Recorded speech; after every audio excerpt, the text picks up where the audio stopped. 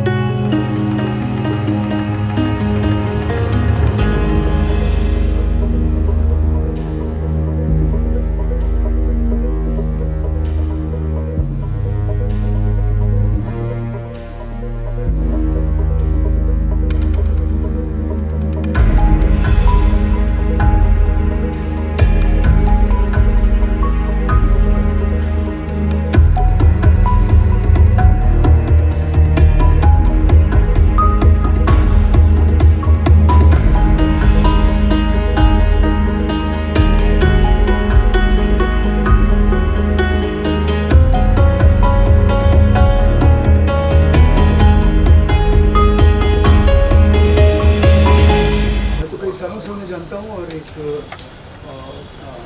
More than अ friend, दोस्त की तरह है। और उम्मीद यही कर रहा हूँ कि एक नया एसोसिएशन उनके साथ शुरू किया है, तो जाहिर सी बात है कि I wish him the very best of luck. और गाना अभी हम सुन के बाहर आए हैं, सॉन्ग इज़ ब्रिलियंट। जिसने भी गाया है लड़के ने बहुत अच्छा काम किया है, बीट है, मेलोडी है, and I am very sure कि जब गाना लोगों तक पहुँचेगा, हिट करेगा मार्केट के अंदर, it is going to be successful. और एक नॉन फेस में कितना बेनिफिशियल होता है, योर नॉन पर्सनैलिटी इतने सालों से आप काम कर रहे हैं, जब कोई म्यूजिक वीडियो का पार्ट होता है किसी प्रोजेक्ट का, तो वो कितना बेनिफिशियल होता है?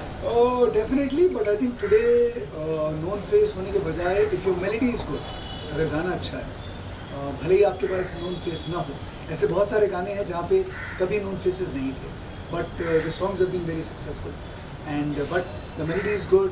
We are going to shoot it in a very lovely format. I think जिस जगह पे हम शूट कर रहे हैं, जिस तरह से शूट करेंगे, सो एक बहुत ही रिच फील आने वाला है।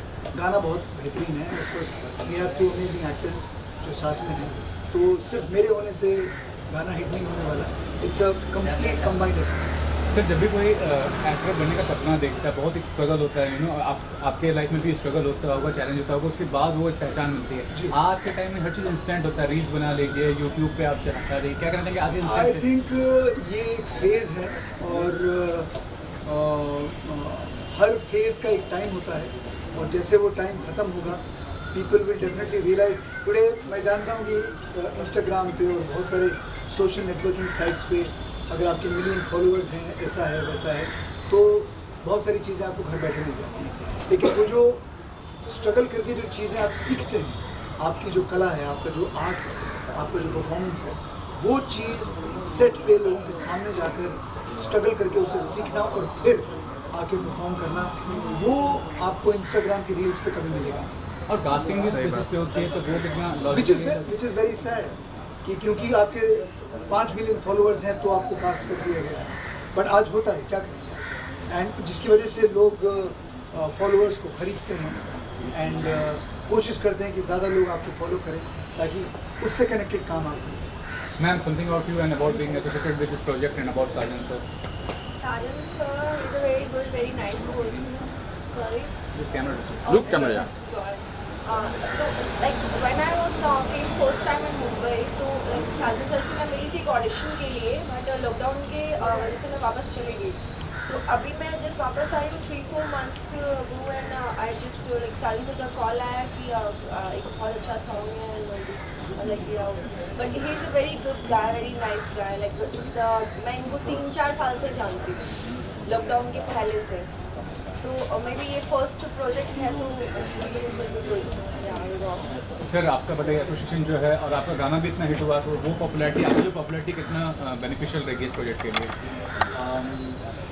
लेट मी टेल यू, वो गाना, उस गाने में मुझे लिया ही इसलिए था क्योंकि मैं पहले से फेमस था।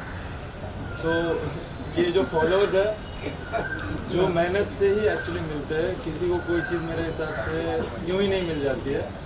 तो बात सिर्फ इतनी सी है कि लोगों को लगता है कभी कभी, जैसे कि अमन सर का एक पर्सपेक्टिव था, बहुत अच्छा लगा मुझे वो सुन के भी। But sir, I would like to say इंसान को जो चीज़ें मिलती है उसका मे भी उसने भरपाई पहले कहीं और किया होता है। कहाँ पे वो उसकी लाइफ, जैसे कि सपोज इफ आई से मेरे को 1-2 मिलियन मिल गए जो घर पे बैठे मैं कमा रहा हूँ, उसके पहले तो मैंने भी बहुत स्ट्रगल किया है जिस वजह से ये चीज़ मिली है।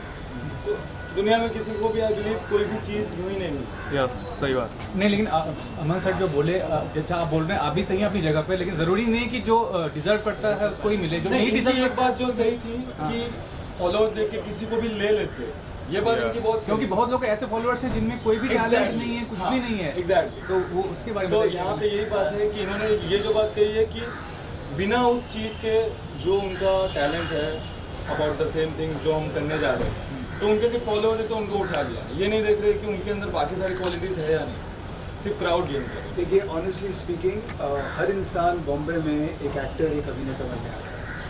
जब वो एक्टर नहीं बन पाता है फिर वो बाकी सारी चीज़ें, चलो ये नहीं तो ये हुआ, ये नहीं तो ये हुआ, this is a fact. Exactly. The main thing is कि जब आप अकेले खड़े होते हैं कैमरा के सामने, कोई म्यूज़िक नहीं होता है, कोई आपको डायलॉग देने वाला नहीं होता है। व्हेन यू आर स्टैंडिंग, आपके पास 10 लाइनें होती हैं जो आपके दिमाग में होती हैं। आपको लाइट लेनी होती है, आपको पोजीशन लेनी होती है, आपको इमोशन दिखाना होता है, आपको पैशन दिखाना होता है, और सारी की सारी चीज़ें प्रोडक्शन के दायरे में आती हैं। हाफ द थिंग्स जो I am not a great follower of Instagram और रील्स में पीछे म्यूजिक बज रहा है, you are just emoting and moving, that is not performing at all. जब आप सही मायने में जैसे कहते हैं ना, आप नंगे खड़े होते हैं, लाइट होती है, पोजीशन होती है, डायलॉग्स होते हैं और आपको इमोट करना होता है, प्रोडक्शन का प्रेशर होता है, सूरज नीचे जा रहा होता है, ये सब आप लोग जानते हैं। And you have to perform, you have to cry, you have to dance, you have to sing, and at the same time keep the producer happy. ये सबके बस की बात है। So things which are happening in the house, आज ये एक दौर है, एक फेज है, ये फेज खत्म होगा, रियल जो एक्टर्स हैं, परफॉर्मर्स हैं, वो अपने आप सामने आएंगे। और इसमें मतलब 15, 20, 25 बहुत लंबे समय से यहाँ पे क्या बदलाव आया है? अच्छा बदलाव आया है या क्या कह सकते हैं आज के? Well, देखिए चेंज इज ऑलवेज रेलिवेंट, और चेंज हर 7, 8, 10 साल में आएगा ही आएगा। पहले जो चीज़ रेलिवेंट थी आज नहीं है, आज जो है वो कल नहीं होगी, तो you need to be ready. तो जिस तरह वही एक्टर्स या वही परफॉर्मर्स सर्वाइव करते हैं जो समय के साथ अपने आप को बदलते रहते हैं। बहुत बड़े बड़े नाम हैं जो कई सालों से काम कर रहे हैं, वो इसलिए क्योंकि उन्होंने ये भी किया, ये भी किया, ये भी किया, ये भी किया, अलग अलग चीज़ की, ताकि लोग सरप्राइज हों। वरना आप एक ही चीज़ करते रहेंगे तो पीपल विल गेट बोर्ड। देखिए हिंदुस्तान की पॉपुलेशन है करीब 130-135 करोड़, जिसमें 100 करोड़ के तो दिल टूटे हुए हैं जी। तो मैंने उनको ध्यान में रखते ये गाना बनाया कि जब दिल टूटता है तो आदमी को संगीत की ज़रूरत पड़ती है, म्यूज़िक की ज़रूरत पड़ती है। तो बस ये वैसा ही म्यूज़िक है, लोगों के दिलों को जोड़ने का काम करेगा, कनेक्ट करेगा। ये इमोशन है इसके अंदर, और इमोशन इंडिया में तो इमोशन ही चलता है।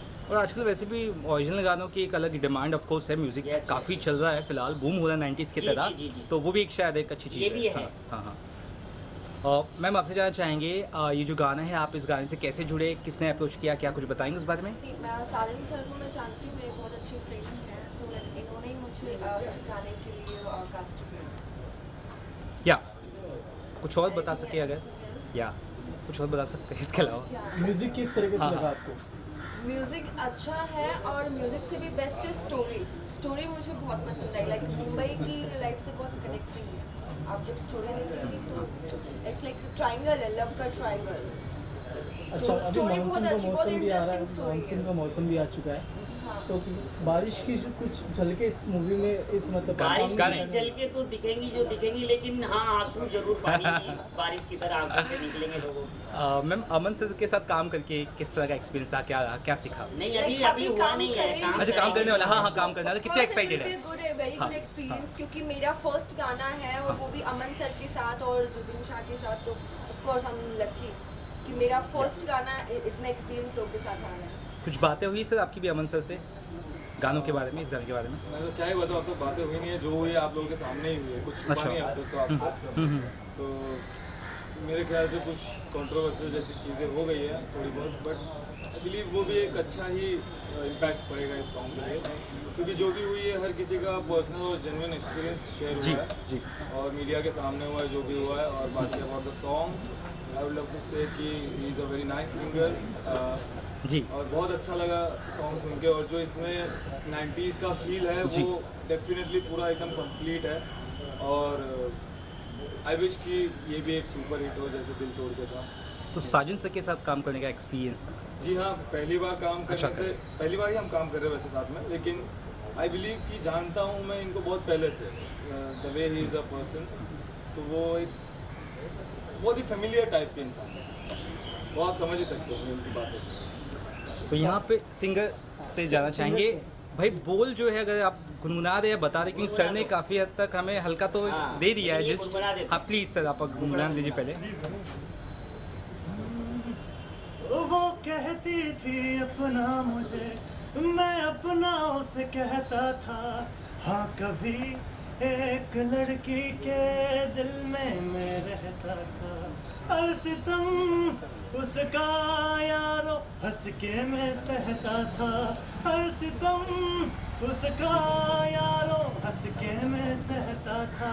हाँ कभी एक लड़की के दिल में मैं रहता था, हाँ कभी एक लड़की के दिल में मैं रहता था, हाँ कभी एक लड़की के दिल में मैं रहता था, हाँ कभी एक लड़की के दिल में मैं रहता था। वाह वाह वाह, ये लिरिक्स सर कमाल के सर, साधन पे क्या क्या कहें, सही में यार चॉइस आपकी है मतलब भाई यही तो है अपने पास, और क्या है। एक नंबर एक नंबर। हाँ साजन सर आपने ये लिरिक्स लिखा जी। तो कौन सी लड़की है आपके दिल में आपके? अभी तो है ही नहीं, रहता था, रहती थी वो, अभी नहीं वो है। रहता था मैं दिल में। वो कॉलेज के लड़की दिन की याद आ चली गई। तो बस उसकी याद में लिख दिया मैंने, एक दिन बस याद आया। काफ़ी टाइम लग गया सर। टाइम लग गया क्योंकि दूसरी लड़की कोई मिल ही नहीं रही, तो फिर मैंने कहा नहीं इसको एक्सप्लेन करता हूँ आप लोगों के वो सामने। भी याद करेगी ना, बस। रहती तो दिल में। Yes.